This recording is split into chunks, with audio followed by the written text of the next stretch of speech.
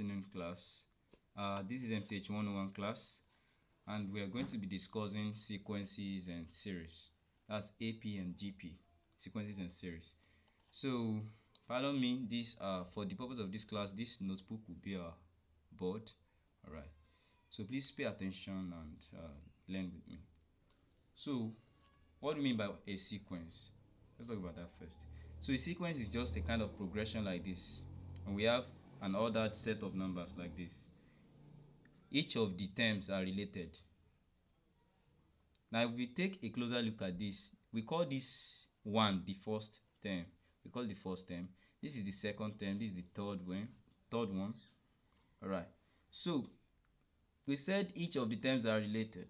So if we check, 3 minus 1 will give us 2, 5 minus 3 will give us 2, 7 minus 5 will give us 2, and so on like that.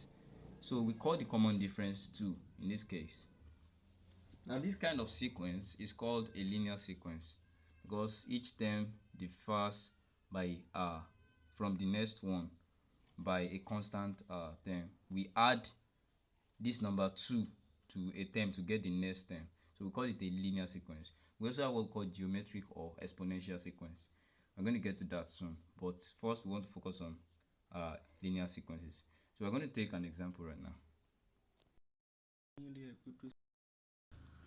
Alright, so in a sequence or in a progression, we use n to represent the number of terms.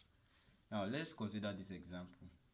Find the first 4 terms of the sequence whose general term is given by 7 multiplied by 3n, that's A, B, n plus 1 over 3n plus 2. So this is like a kind of rule to get each of the terms. This is a kind of rule to get each of the terms.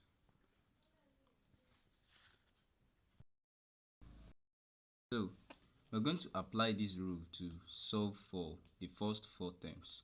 Now this n, remember, represents the number of terms or the position of the term. So we have to find the first 4 terms. We have 7 multiplied by 3 raised to power n.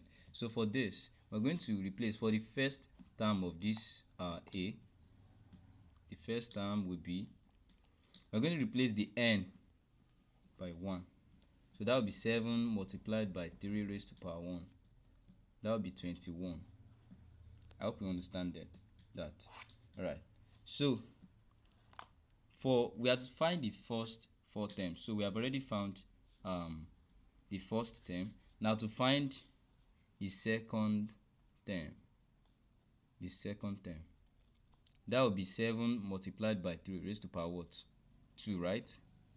So that will be 7 multiplied by 9, which is 63. Now to find the third term of this, that will be 7 multiplied by 3 raised to power what? That will be 3, right? So that will be 7 multiplied by 27, which will give us 189. So I would want you to solve for the fourth term of this one while we progress to the next question. So I will only do the first term of this one too. So you're going to do the next 3 terms. So for the first term of this that will be 1. So n plus 1 over 3n plus 2. So we replace the n by 1, remember. So that will be 1 plus 1 over 3 into 1 plus 2. That will be 2 over what? 5. So that's the first term. So you have to get the remaining 3 terms, the second, third, and fourth term. So arithmetic progression, AP. Remember I said we can have 2 kinds of sequences. We have linear and exponential sequence. So now arithmetic progression is a linear sequence, sorry. Is a linear sequence because the changes increase linearly. So now an AP or arithmetic progression is gotten by adding a constant term to each successive terms. Now if we look at this progression 4, 8, 12, and 16, we observe that adding 4 to each of the terms give the next term. Like 4 here, 4 plus 4 gives 8, 8 plus 4 gives 12, 12 plus 4 gives 16, and we continue like that. Now this constant 4 that we keep adding is called the common difference. The common difference. Now the first term is usually denoted by A. So if the first term is A, remember we add the common difference to the first term to get the next term. So the second term will be A plus D. D is the common difference. A plus D will give the next term. Now the third term will be A plus D again. A plus D plus another D, because when you add A plus D here, 4 plus 4, 8. Now you add another D to get the third term. I hope you understand that. So that gives us A plus 2D. Now the fourth term will be A plus 3D. If you see from here, 4 plus 3D, that means we add D 3 times. 4 plus 4 plus 4 plus 4, that will give 16. A plus 3D. So if we observe like that, and the nth term, that means a particular term, maybe the 5th or the 6th or the 7th. This is how we obtain it. We had the first term plus n minus 1. That means the number of terms there minus 1. Are you getting it? Like for the fourth term now, we add A plus n minus 4 minus 1. Are you getting it? I want you to get this properly. So we add the first term to n minus 1. We subtract 1 from the ordinal number, the position of that number. So if it is the sixth term, that will be A plus 6 minus 1D. This D is the common difference. This A is the first term. So let's consider this example quickly. Okay, so this example says find the 15th term of the sequence minus 3, 2, 7. So how do we go about this? Now the 15th term is called the nth term. Don't forget, that's 15, right? Okay, now the first term, which is A, will be minus 3. And how do we get the common difference? Just try to see the relationship between each of the terms. Try to subtract the first term from the second term. 2 minus minus 3 will give what?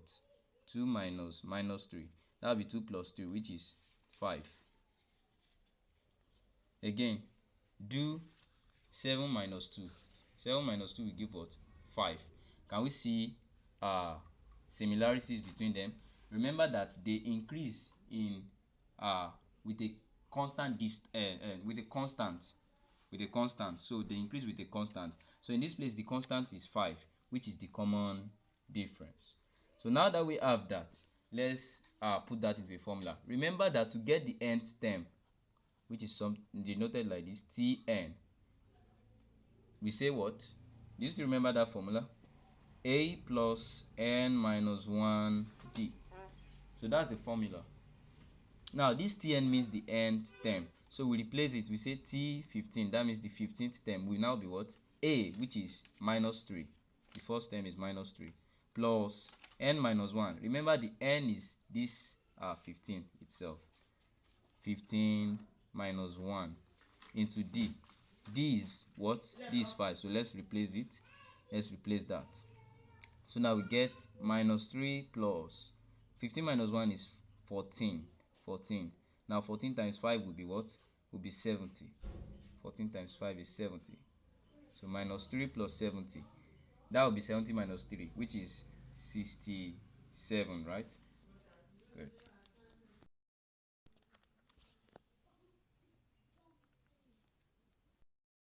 Alright, so the example says find the formula for the nth term of the AP 12, 5 minus 2. So we have to find the formula for it. That means we have to use this formula, Tn equals A plus n minus 1d, to now derive a formula for this AP. Now our first term is 12. Now let's find the common difference. What will be the common difference? 5 minus 12 equals minus 7. Is that correct? Yeah. So minus 2 minus 5 will give us minus 7 also. So we can say the common difference is minus 7. Alright, are we good? So let's now try to put that into this formula. So this will be 12 plus we don't know the n, so let's say n minus 1 into negative 7. So that will further give us 12 plus, now let's open this bracket, negative 7 multiplied by n will give us negative 7n. Negative 7n. Then negative 7 multiplied by negative 1 will give us plus 7. So we can say 12 minus 7n plus 7.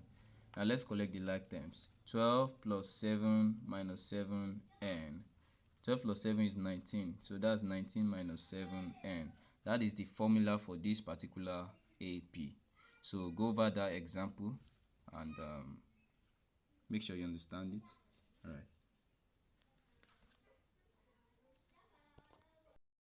Cover question. Okay. Now, example 3. The 6th and 13th terms of an AP are 0 and 14 respectively. Find the first 4 terms of the AP.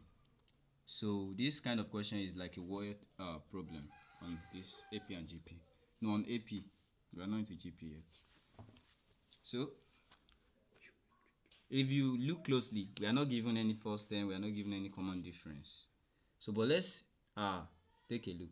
You know, we have a general rule. Tn equals a plus n minus 1d, right? So now let's take for the sixth term, which is T6, that will be a plus 6 minus 1d.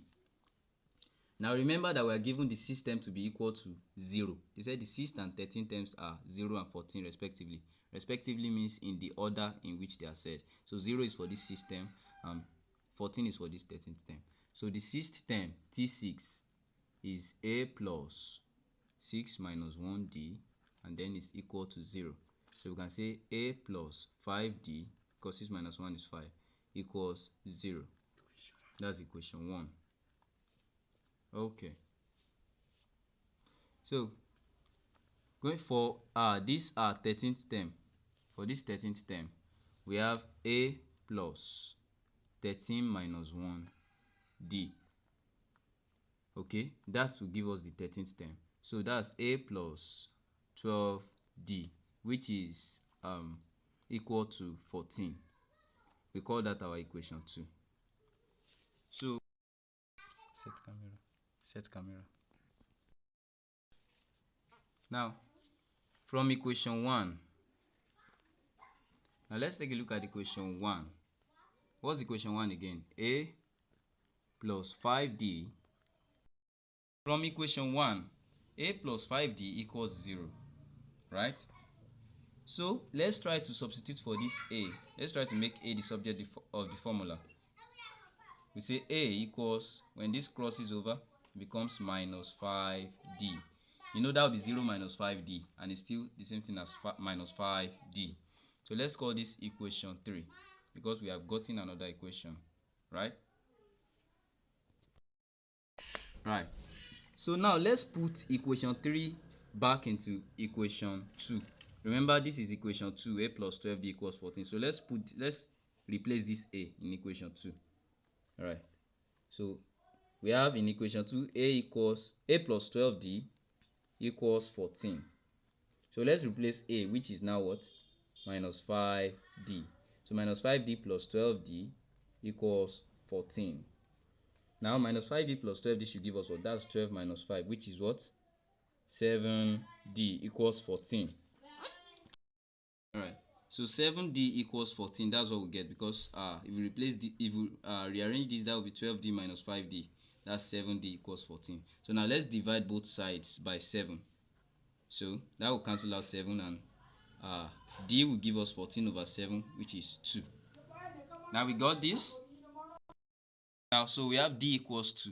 Now let's go back to equation 3 here, which gives us a equals to minus 5d. Alright, so let's replace d in equation 3. A equals minus 5d. We say from equation 3. You know, we already have d equals to, so we want to find a now. That's why we are replacing the value of d here, which is minus 5 into 2. So a equals minus 5 times 2 is minus 10. That's negative 10, right? So we have a now.